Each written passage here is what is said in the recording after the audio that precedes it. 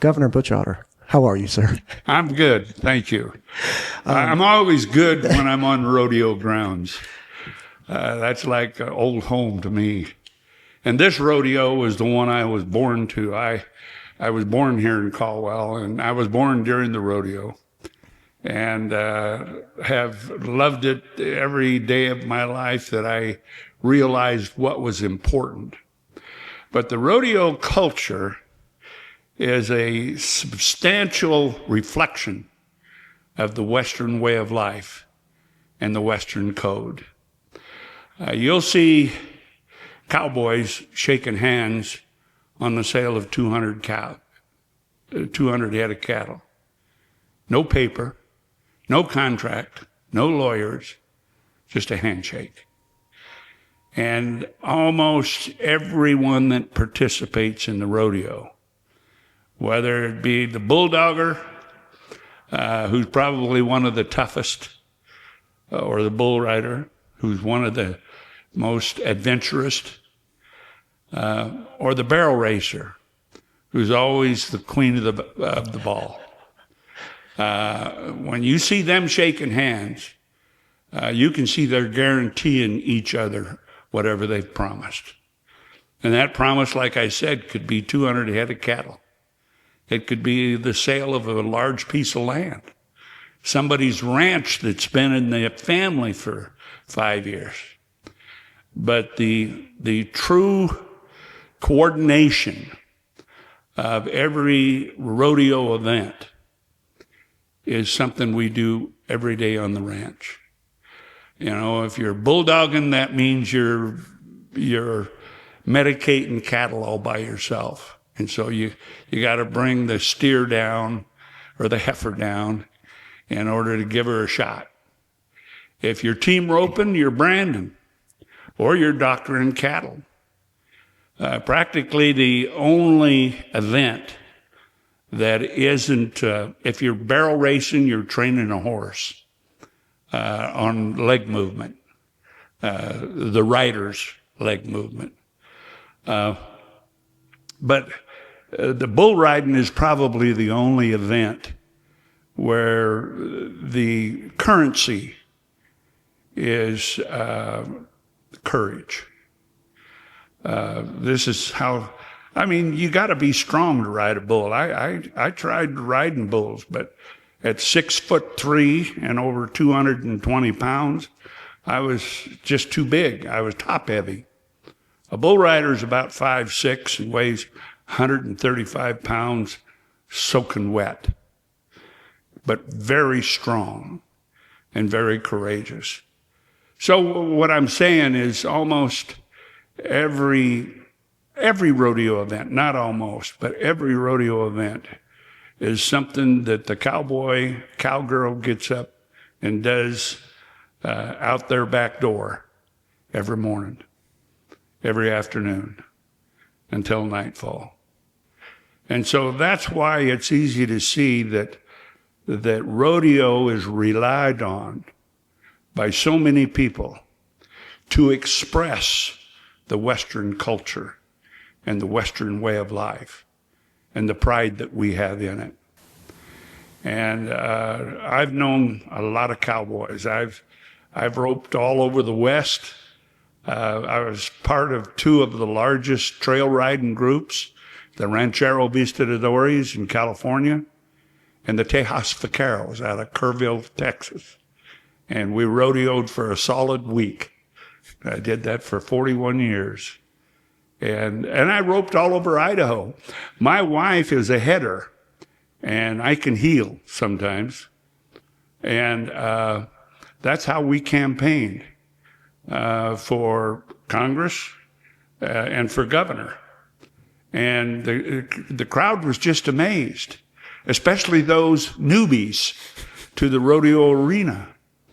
And the announcer was always astounded. We had one in Idaho Falls, and he was Canadian.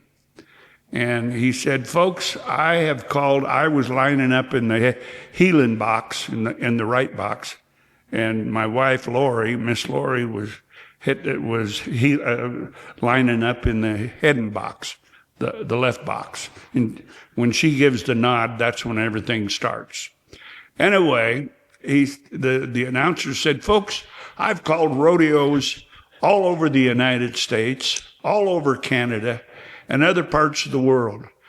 I have never seen what you're about to see. Here's your governor and first lady as a team in the team roping. And the crowd just went crazy, and I missed, and the crowd just went crazy. They didn't care. What they cared about is I was there, that we were there. And other events that I took part in, why, if I was lieutenant governor for 14 years. And so I attended a lot of rodeos all over the state. And I, at one time, counted them for the Department of Commerce, the Idaho State Department of Commerce. And we had nearly 700 rodeo days in Idaho. Because we got 44 counties, and every county has at least one rodeo, and it's multiple day rodeos. Like ours is multiple day, like the Snake River Stampede, like the War Bonnet over in Idaho Falls. All of the rodeos are more than just a day. And then some of the cities, in fact, right here in Ada County, we've got Kuna. Well, we're in Canyon County, but over in Ada County, in the capital city county, we got Kuna, Meridian, and Eagle. And Star, where I live, all used to have a rodeo, but we built houses on it. And so that's why it's easy to say that we have a lot of rodeos, and per capita, probably more rodeos than any other state, save maybe Texas. That's one hell of an intro. One second. Let me just. You don't change anything. Don't you worry. When you talk about an expression of a life, an expression of values, and I cannot relate in this particular expression. I have many different areas where, be it jiu-jitsu lifestyle, because I very much like fighting, and that's where, I relate to a lot of my friends and life leanings. But when you being a leader of Idaho, to say that, look, this is really an expression of life, where did the rodeo lifestyle or the cowboy lifestyle and that ethic and that morality, so to speak, express itself within your time in leadership? Well, those people, those Western way of life people, the ranchers and the cattlemen and the people who earn their living off dirt, they come into your office every day. And they'll come in with holes in their pants and manure on their shoes, and they're not a bit bashful about it. They're proud of who they are, and what they represent. And almost every politician that I know, and I've known a lot of them, being in office 36 years, and lieutenant governor for 14 years, I served 3 governors as their lieutenant governor. And one was a Democrat, Cecil Andrus. And Cecil and I got along, and I'm Republican. And I'm really conservative. In fact, a newspaper guy one time wrote that in my legislative district, there's always at least 20 write-in votes every election for King George III. I'm so conservative. And I've got a leaky right eye. And that was probably an accident from a concussion, a result of a concussion. And my wife says I'm so conservative, I only cry out of my right eye. Anyway, I don't mind those kind of analogies. I appreciate them. Every bone I've broken, and I've broken a lot of them. Every stitch I've had to have put in me, and I've had a lot of them. were generally, I played football and then I was in the military for a while. So I had a few accidents there as well. But I can tell you almost every stitch was the love of rodeo and the love of being there and participating and being appreciated for being there. There's nothing. I've had a lot of crowds cheer in one way or another. Some of them boo. As governor and as a congressman and as a lieutenant governor and as a state legislator. But there's one crowd that cheers that I'm the most proud of, and that's the one sitting in the rodeo stands with their families. And that's another thing that a lot of people don't appreciate about rodeo, is rodeo is a family sport. You ride around the arena, you watch them, folks come through the gate, the whole family's there. Here's the kids with too big a cowboy hat and their ears pulled forward, with brand new boots on that will be worn out by the next year's rodeo. And when they sit in the stands, they take up a certain space in that stand, and it's their place. And it's their place to show their appreciation. And the family does that. And you'll see the dad or the mom or both explaining what's going on. Why are they bulldogging? Why are they team roping? Why are they calf roping? Why do they do these things? And they'll explain them. And they'll explain them better than Wikipedia could. And so I'm really partial to the Western way of life. I was born to this land, almost to this sand in this arena. And I come from a family of 11. And I can't ever remember a year growing up where we didn't attend some local rodeo. The Nampa Stampede was one of the favorites for a long time because they always had an entertainment at halftime. And so I saw Roy Rogers. I saw a lot of stars. Clint Walker, Cheyenne, was probably the worst singer I ever heard. But I heard some really good ones. And so the rodeo and that halftime entertainment was what always brought us to the events in the arena is what always brought us to the rodeo as a family. And when we sat down on a bleacher, we took up a lot of room because there was 11 of us. You were born, it's my understanding, before the Treaty of Versailles. I mean, quite literally, you've seen the West and Idaho in particular develop in ways that very few people have. You know, I might be able to learn something from a book, but you were there. Mm-hmm. How do you see the West changing as the rodeo and the value sets and the culture of the West and the fundamental aspects of utilizing the West don't change, but the West itself changes? Like, how do you see that?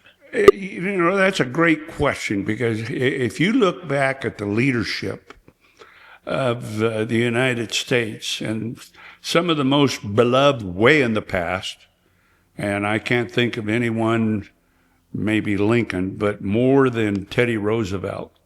Teddy Roosevelt spent a lot of time in the West and loved it. And he loved it so much he wanted to preserve it. And he wanted to preserve it for the next generation. And sometimes I think that's what I, as a board member of the Caldwell Night Rodeo, I, as a previous board member of the National Cowboy Hall of Fame in Oklahoma City, I served on that board for 3 years. And what we were trying to do was preserve the Western way of life, that code of the West, that, be firm but fair, that work hard every day, all of those things, for the next generation. In fact, we've got a tradition here at the Caldwell Night Rodeo that I don't know that they have at a lot of other rodeos. And that is, we call it Rodeo 101. And that's we take these little kids that come with their cowboy hat that's too big and their ears bent forward and their brand new shiny boots and maybe even a pair of chaps that haven't got a mark on them yet. And we put stations together where we teach them how to rope. We even have a bucking bull, mechanical, that we put them on. We teach them how to bulldog.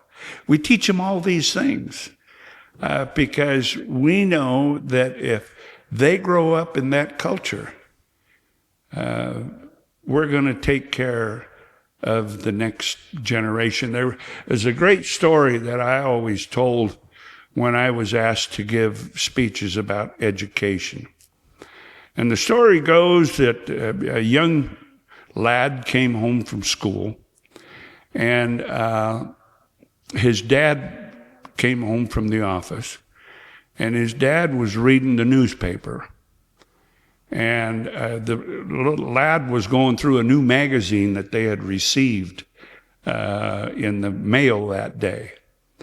And he took it over to his dad, and he said, and it had a picture of the Earth taken from outer space. And there was some writing in there with highfalutin words that only Wikipedia knows. Anyway, and he said, "Dad, would you explain this to me? Would you read this to me?" And his dad said, "Well, just wait a minute, son. I want to finish reading the newspaper." So the little boy walked away, and he came back, and just nothing flat. And he said, "Dad, would you read this to me?" So his dad said, "Give it to me." So he gave it to him. His dad tore the page out of the magazine that had the picture of the Earth on it, and tore it up in little pieces and gave it to him. And he said, "Now take that and put that back together, and then I'll read that for you." So the son walked away, and he was gone, and he was back, and nothing flat. And Dad said, "How did you do that so quick?" And he said, "Well, Dad, you didn't realize that there was a picture of a child on the other side of that page. And I figured if I put the child back together, the world would turn out all right. The Earth would turn out all right." And so that's what we try to do. We try to put the child back together. So we support the YMCA and the 4-H and the FFA. I mean, from the rodeo. And we don't make a lot of money, but we got a lot of heart. And it's that heart that pays the community well, I think. I'm afraid I'm going to screw up all the cool things you're saying by my dumb questions here. When you talk about preserving the rodeo in the West, and then you talk about children, like, how is it that we preserve? Like, I moved here embarrassingly, I don't know, 56 months ago, 55 months ago, not long. And I don't lie about it. Like, I probably should, but I don't. Yeah. But I did not show up thinking that I knew better about anything. I've spent the entire last 4.5 years trying to understand what Idaho is and what I have to offer Idaho. When you talk about preserving, what is it? How do we preserve it? Yes, the rodeo, the 700 nights of rodeo events in the state. That's wonderful. How else do we do it? Well, we preserve Idaho, and we preserve the Western way of life by preserving honor, by preserving fair play, by preserving respect, by turning off my phone. I love that that's your ringer. I'm sorry. No, it's fine. It's fine. You were saying preserve. So it's the things that we value the most, the handshake and what it means. You know, some people, and I, as a politician, I've shaken a lot of hands. Sure.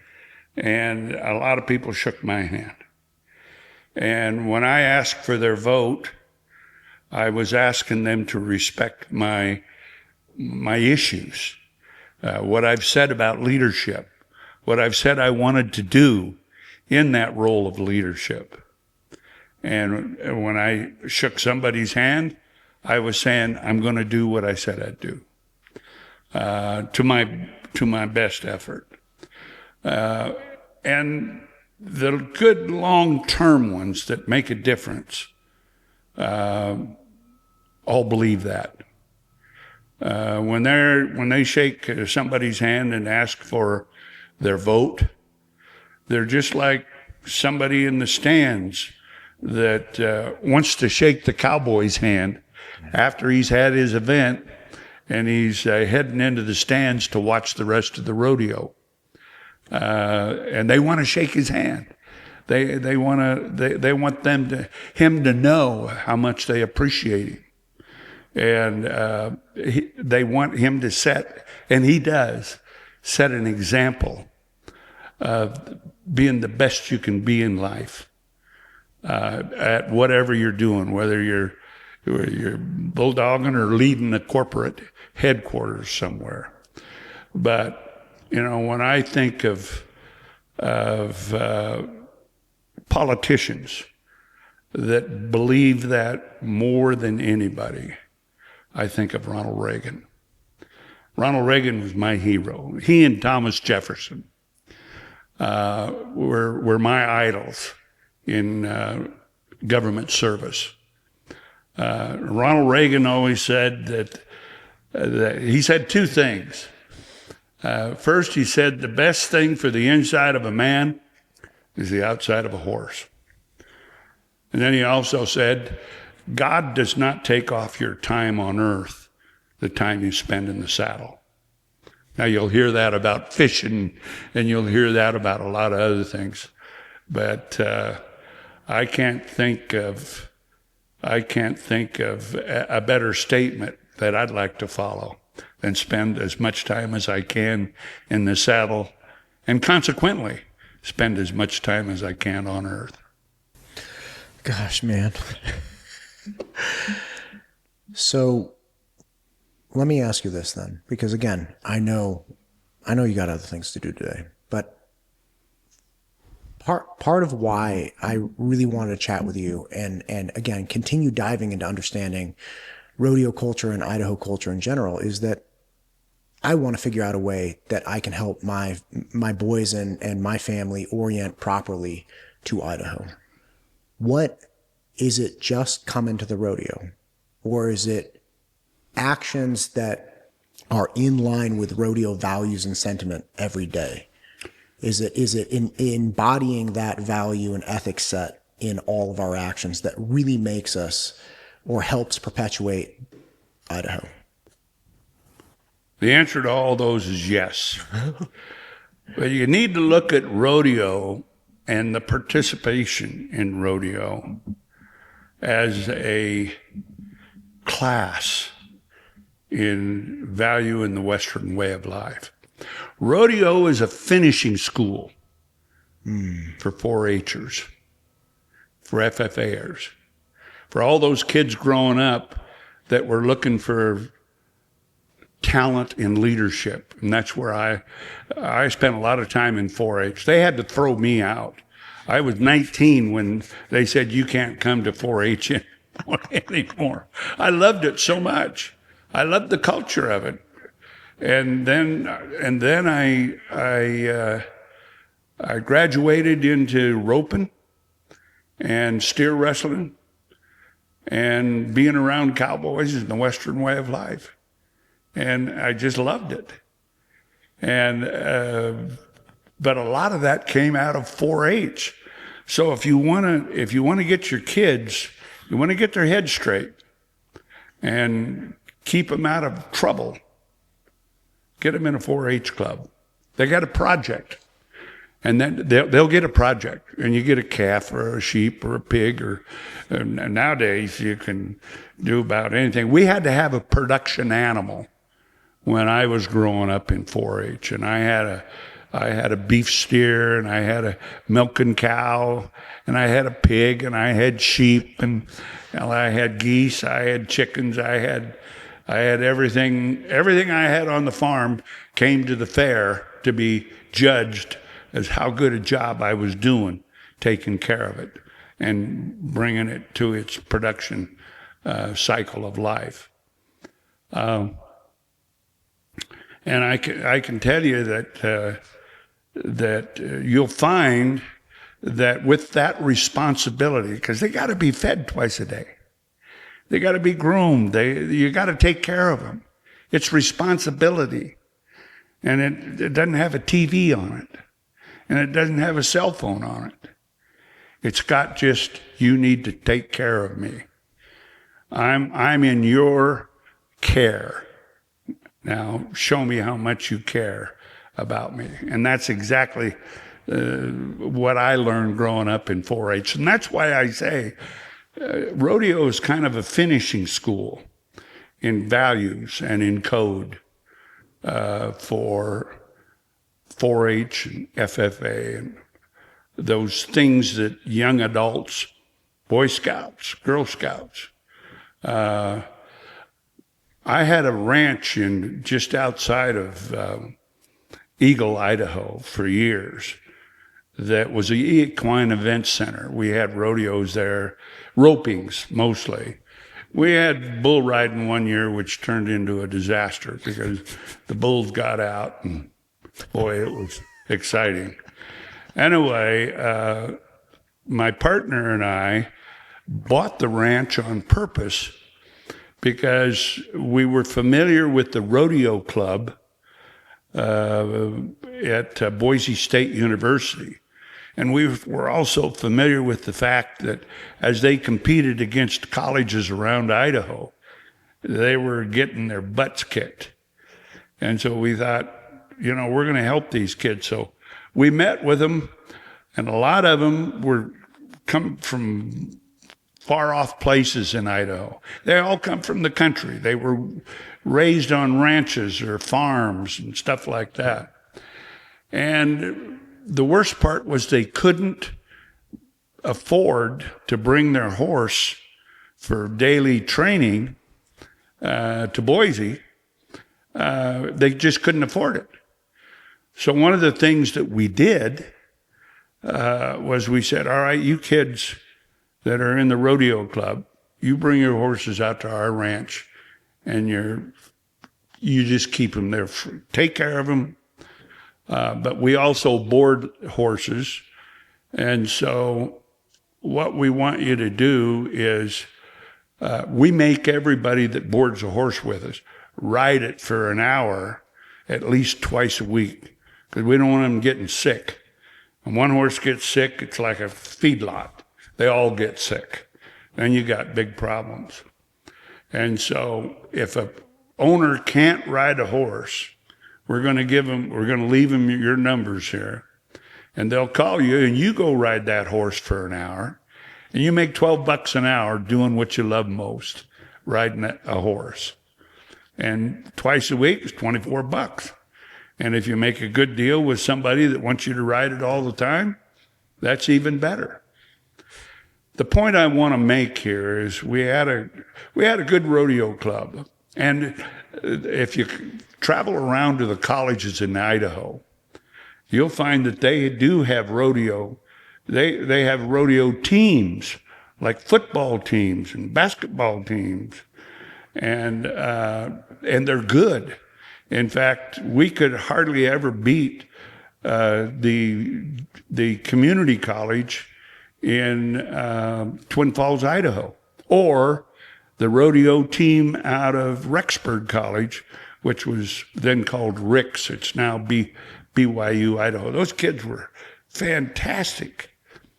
And so, but one thing that we noticed, and so did the president of the college, who was John Kaiser at the time, is that members of the football team would get in trouble.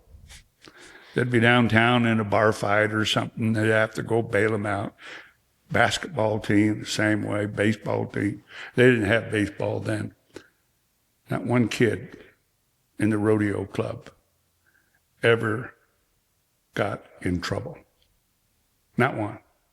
And they were great in their grades. And when they graduated as top students for a lot of reasons. Not just grades, but also their demeanor, the way people loved them. Because they expressed, I'm convinced, the Western way of life and the Western culture and true friendship. Do you think part of that is that? Do I think what? Do you think part of what shapes people like this in this venue is that there's no explaining it away? There's no way to argue out of, like, you either fed it or you didn't.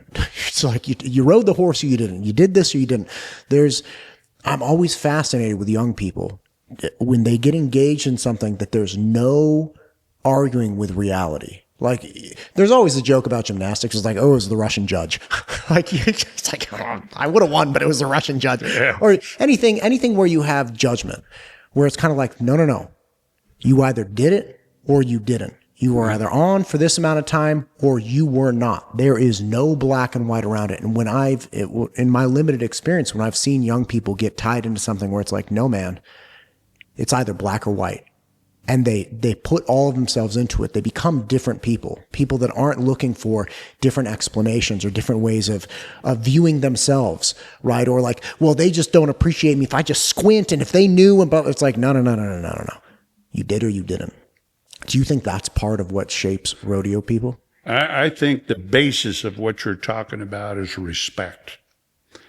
And the reason there isn't the alibis, the reason there isn't the excuses is whoever they're talking to, right, is because they respect them. And they know that that person expects the truth. And truth, did I do it or didn't I do it?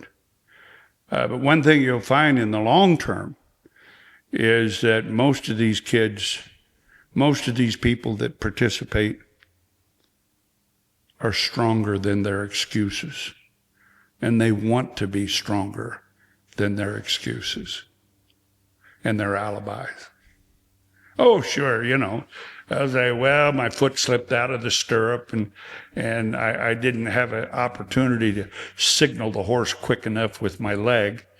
But that's an actionable truth, is that can happen. I've had it happen to me.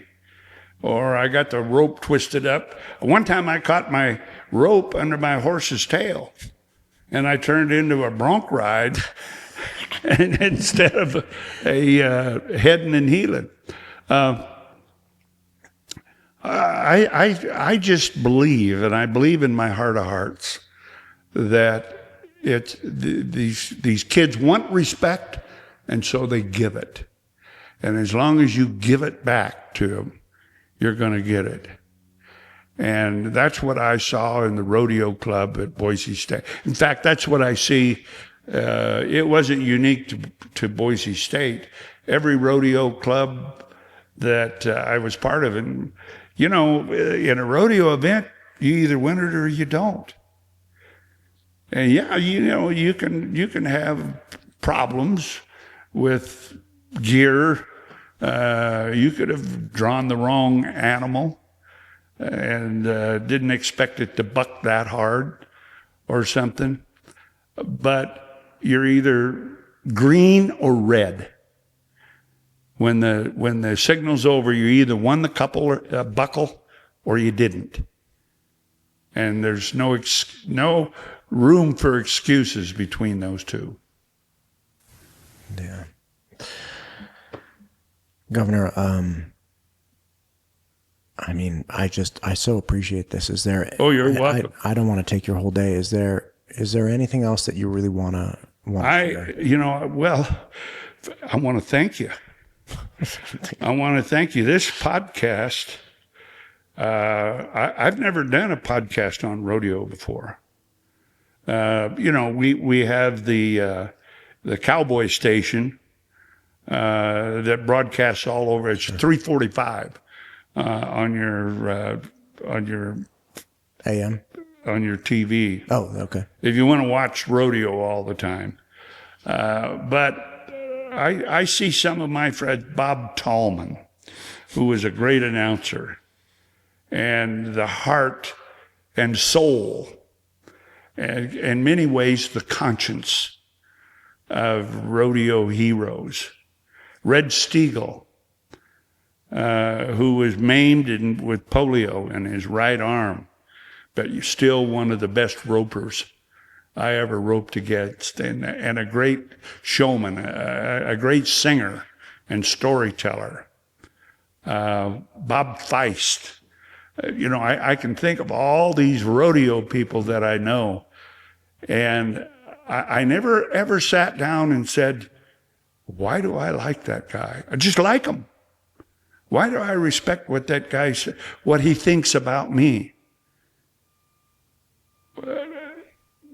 Because he is who he is, and he's demonstrated to me what he is, and you can't ask for more than that.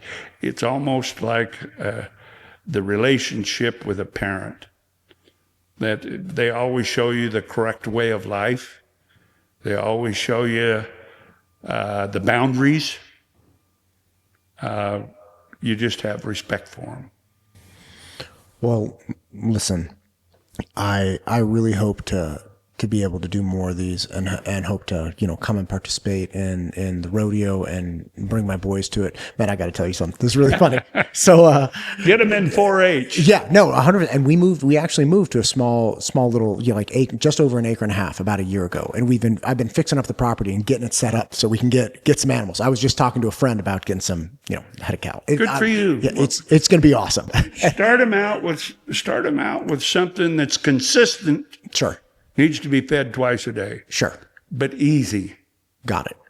Okay. Well, I'll have to ask you about that after. But my boys, they are monsters, man. My 9-year-old's 140 pounds. He's a giant. He's he'll give his teachers a hug. He's bigger than his teachers. It's great. My 14-year-old's almost 200 pounds. I mean, size 14 feet already. They're giant kids, right?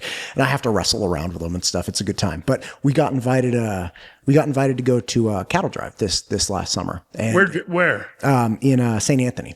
Oh, really? Yeah. I've rodeoed in St. Anthony. Yeah, it was a great time. But seeing, initially they were, to be clear, they had never been out, and I'd never been on a cattle drive, but I've been, ridden horses and stuff before, been around. I'm like, listen, we're gonna have a good time. Just relax. They're like, I don't know, Dad.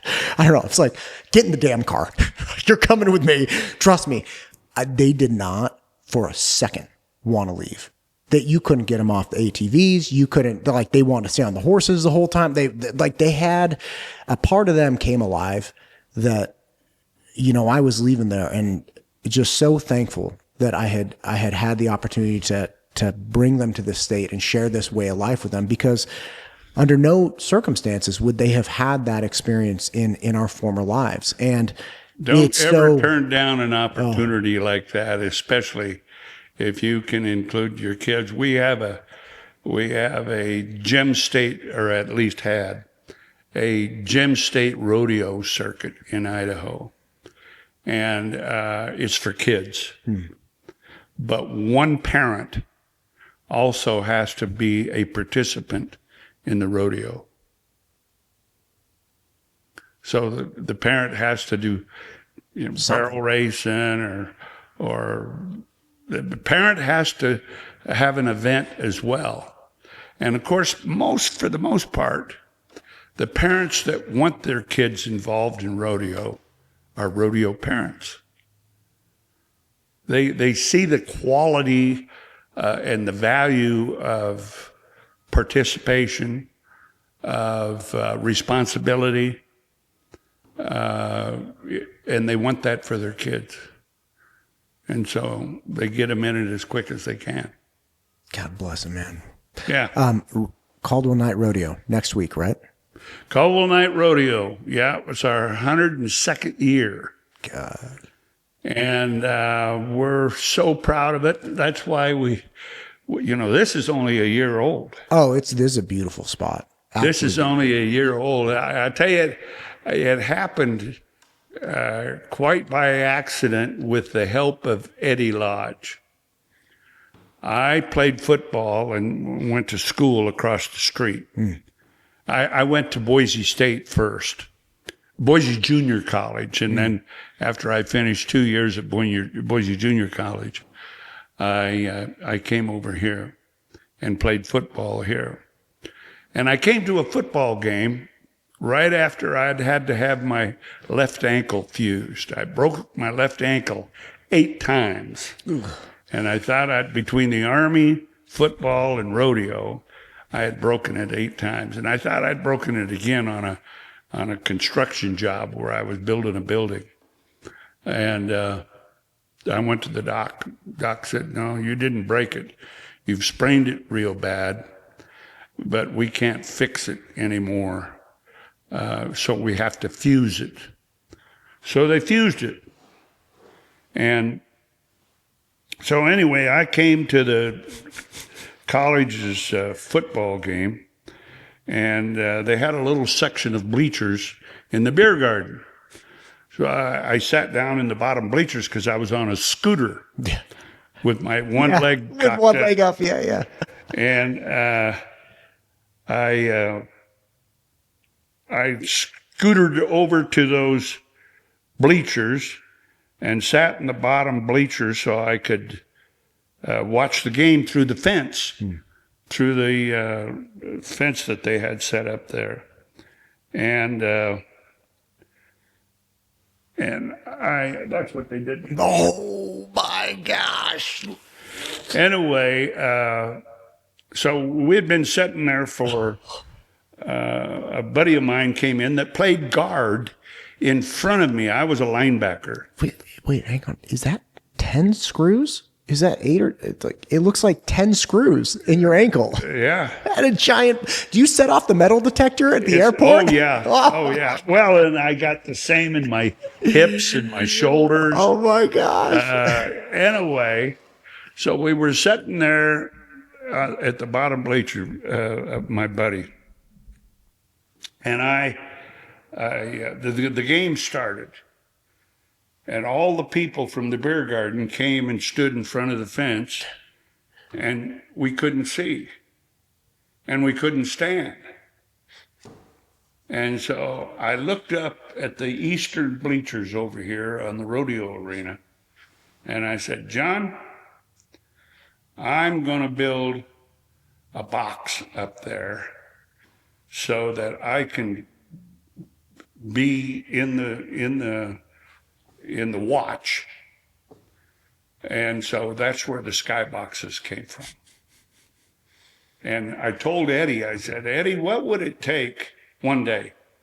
And Eddie worked for me when I was governor, did a tremendous job at every job I put him at. Do you mind if I move the mic back to you? Oh, yeah. Sorry. There you go. Anyway, he worked for me for almost 12 years, or worked with me when he went with CenturyLink for a while. In fact, I was so proud of my staff, because my staff, when they left my office, always went up in career move. Every one of them. Proud of that. Anyway, so I said to Eddie, "What would it take to build a Whoa, I gotcha. Hang on. a skybox? I got it. Sorry about that. What would it take to build a skybox up there?" And so the next week he called me and he said, "How would you like to be on the board of directors of the Caldwell Night Rodeo?" And I said, a live stream. That was my hometown rodeo. Even when I was an amateur, I could rope that rodeo. I could participate in that rodeo, and I did. And because it was my hometown, so I could PRCA, Professional Rodeo Cowboys Association, this rodeo. That's the only one I could, my hometown rodeo. And I said, "I'd love to." So he says, well, I'll give you a call when we have our next board meeting and tell you whether or not you're on the board. So he called me a couple of weeks later and he said, you're on the board. So I came to the board meeting, and the next question was, we would like you to be the chairman of the campaign for construction of all new chutes, all new announcer stand, and a couple of skyboxes on it, and skyboxes on the west and eastern bleachers. I said, I'm your man. How much is it going to take? And they said, initially, they said, well, we think it's going to take around $5 million. I went out and made a few calls on people that I knew very well as governor and as a professional, a career businessman. And two of the first meetings, the person asked me, are you sure you're trying to raise enough money? So I came back to the board and I said, we got to raise that to $7.5 million. Now, I've been the chairman of a lot of campaigns, but I never came back and asked the people in power to raise how much more money I had to raise. I hate raising money, and it depends upon the cause. Because I get asked to do that a lot, and I just say, no, I'm not interested. And that's where it started. And that's where these skyboxes, you'll see the skyboxes over here, because the reason we built these first was you watch the rodeo for 5 nights during the rodeo season. Then you open up the other side of the box and you can watch the football games, 5 a season, out the other way. And so it benefit the college, it benefit the rodeo, it benefit the community. And that's what we're all about. And the college is a big part of our community. Yeah, I had